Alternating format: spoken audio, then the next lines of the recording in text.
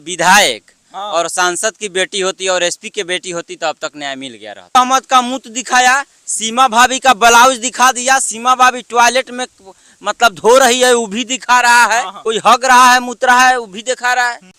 तो नमस्कार साथियों, आप फिर से देखना शुरू कर चुके हैं बिहारी पब्लिक मीडिया। दोस्तों, जो चंपारण मीडिया के दबंग पत्रकार मनदीप यादव जी है, जो इसी रास्ते से आने वाले हैं। देखिए, आपको दिखाई दे रहा होगा उधर उजर अपाजी से आ रहे हैं। दिखा दीजिए कैमरामैन, थोड़ा फोकस कीजिए। चंपारण मीडिया के दबंग पत्रकार मनदीप यादव जी आ रहे हैं। रुकिए रुकिए बॉस, रुकिए, कह रहे हैं आपसे कुछ बात करना है। बारिश आ रहा है अभी ऑटो। चलिए चलिए, उधर बैठ के बात करते हैं। बारिश आ रहा है, कहा हो गया बारिश आ रहा था, उधर बैठ के बात किया जाएगा। आइए, तो आपसे हमको कुछ सवाल करना है। बारिश आ रहा है जल्दी। आपसे बता दूं कि जो जज की भगनी है और प्रोफेसर साहब की नतनी, जिसको कोठा पर बेच दिया गया है, उस पर आप क्या कहना चाहिएगा? आपको हम देखे कि आप उसके घर पे जाके वीडियो बना रहे थे उसकी माँ का, तो उसकी माँ कुछ नहीं बोली, सिर्फ बोली हमारी बेटी को वापस ला दीजिए। इस पर आप क्या कहेंगे? यही कहेंगे कि अगर वहाँ के विधायक हाँ। और सांसद की बेटी होती और एसपी की बेटी होती तो अब तक न्याय मिल गया रहता। अब आखिरकार वह जज हमको न्याय देता है और उसकी बेटी और बहू खतरे में है, तो हमारे देश की बेटी और बहू खतरे में है। और 7.5 महीना उसके साथ शोषण हुआ और यहाँ की पुलिस प्रशासन पहलिया बुझाया, तो सबसे बड़ी शर्म वाली बात है ये। अब आप बताइए हमें जरा कि जो अतीक अहमद का मुंह दिखाने वाला बड़ा बड़ा छतरी वाला चैनल, नेशनल मीडिया, यानी जैसे कि आज तक वाला है, आज तक वाला नहीं, बहुत तक वाला है, बहुत है, बात समझ गए। हाँ। तो अतीक अहमद का मुंह दिखाया, सीमा भाभी का ब्लाउज दिखा दिया, सीमा भाभी टॉयलेट में मतलब धो रही है वो भी दिखा रहा है, हाँ। ना कोई हग रहा है मुत रहा है वो भी दिखा रहा है। अब लेकिन अगर देश की मनीष कश्यप बाहर नहीं है तो उनको भी दिखा रहा है। देखिए, इधर से मनीष कश्यप गाड़ी गुजरा है। अब ये मनीष कश्यप माला पहन लिए, मनीष कश्यप को माला, लेकिन जज साहब की भगनी और प्रोफेसर साहब की नतनी को कोठा पर भेज दिया गया है। मीडिया वाला इसको नहीं चलाया है।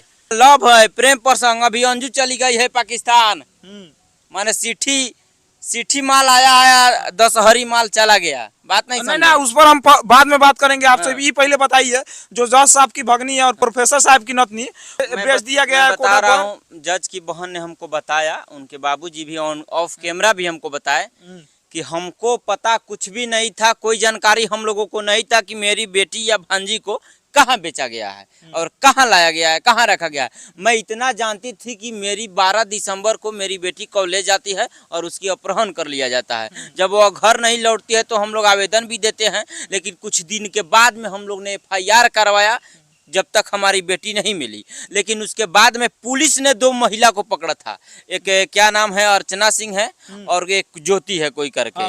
दोनों को पुलिस ने पकड़ा। उन्होंने बताया कि कोई सानू सहनी है, कोई यश कुमार है, और चंदा देवी से ले जाकर वहाँ जहाँ रेड लाइट एरिया है मुजफ्फरपुर का, चतुर्भुज स्थान, जिसको वहाँ पर मंदिर भी है। हाँ, मंदिर भी है, चतुर्भुज बाबा का स्थान भी है। वहाँ पर रेड लाइट एरिया है जहाँ कोठा पर ले जाकर बेच दिया जाता है। और पीला मकान में, पीला 3 मंजिला पीला मकान में जज साहब के भांजी को कोठे पर बेच दिया जाता है।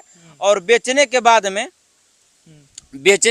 में पुलिस जब 2 आदमी को गिरफ्तार करती है तो फिर सानू सहनी को 4 दिन रखकर क्यों छोड़ देती है? हालांकि 24 घंटा हिरासत में पूछताछ के लिए रखा जाता है। जब पुलिस ने 4 दिन रखा तो उनको जवाब क्यों नहीं दिया?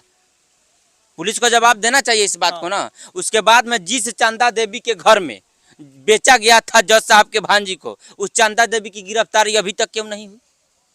चंदा देवी की गिरफ्तारी होती ना कि रेड लाइट जो मोहल्ला है, रंडी मोहल्ला कहिए, रंडी खाना कहिए, जो भी कहिए, उसका वेश्यावृत्ति का स्थान कहिए, रेड लाइट एरिया कहिए, कोठा कहिए, आउ तो कहती है मुजरा करते हैं। लेकिन एक एविडेंस हम रखे हुए हैं, 10 सेकंड का मेरे पास है। जब हम लोग वहाँ पहुँचे तो बोलती है चलेगा क्या? मैं बोला कितना लेगी? तो बोलती है 500 रुपया। मैं बोला ज्यादा नहीं है क्या? तो बोलती है जाइए बगल में 50 रुपये में लगा, जिसका सबूत हम रखे हुए इस चीज को, इसलिए हम बोल रहे हैं। और वहाँ मुजरा नहीं होता है, कोई मुजरा नहीं सुनता है, सब जाता है अपने हवस को पूरा करने के लिए। हालांकि वो बेस्याओं का दोष नहीं है, दोष आपका और हमारा है। हम अगर नहीं जाते तो उसका दुकान नहीं चलता। बाय द वे दुकान खोलकर बैठी है, लेकिन आप क्यों जाते हैं?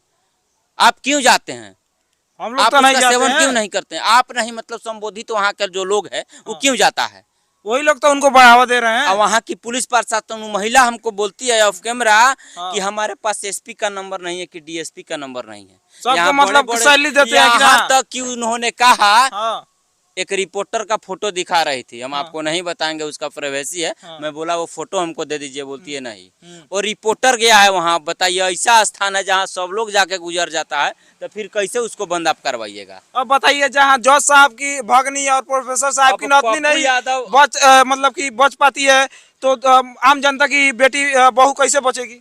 अब पप्पू यादव वहाँ कहे हैं कि हम वहाँ बुलडोजर चलवा देंगे, या तो चतुर्भुज स्थान रहेगा या तो पप्पू रहेगा। तो देखना यही है कि पप्पू यादव भड़बड़ा रहे हैं कि वास्तव में पप्पू यादव तड़तड़ा रहे हैं। अब देखना यही है।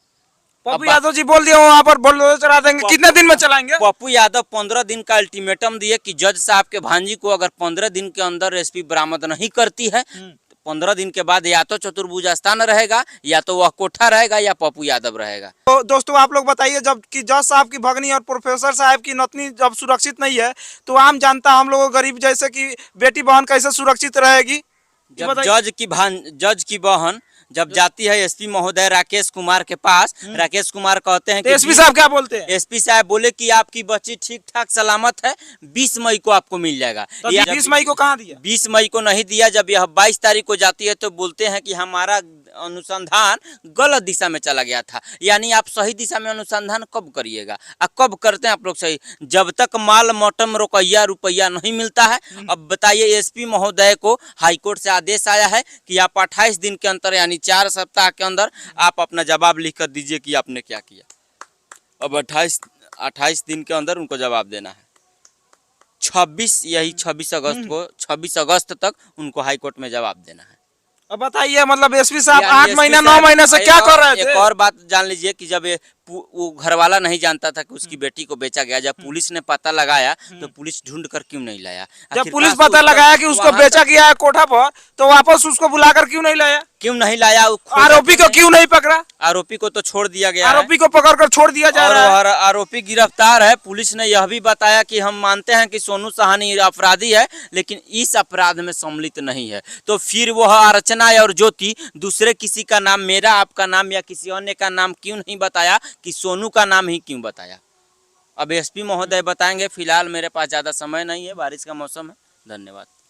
तो दोस्तों आप लोग ही बताइए, जब जज साहब की भगनी और प्रोफेसर साहब की नतनी सुरक्षित नहीं है, तो आम जनता की बेटी बहनें बहुएं कैसे सुरक्षित रहेगी? आपका राय इस पर क्या बनता और है? एक बात और जान लीजिए, मैं कहूँगा गोदी मीडिया को और नेशनल मीडिया को, जो अतीक अहमद का मुंह दिखाते हैं, सीमा भाभी का ब्लाउज दिखाते हैं, टॉयलेट दिखाते हैं, वो आकर के एक बार इस न्यूज को चलाए और वहां आकर के रेड लाइट एरिया उस जगह को दिखाए, उस पीला घर को दिखाए जहां जज साहब के भांजी को बेचा गया है, और उस जज साहब का और उस प्रोफेसर साहब का स्थिति को बताने का काम करे। उसके लिए धन्यवाद। तो दोस्तों बता दूं कि ज़्यादा बात नहीं करेंगे, क्योंकि बारिश का समय आ गया, बारिश होने वाला है।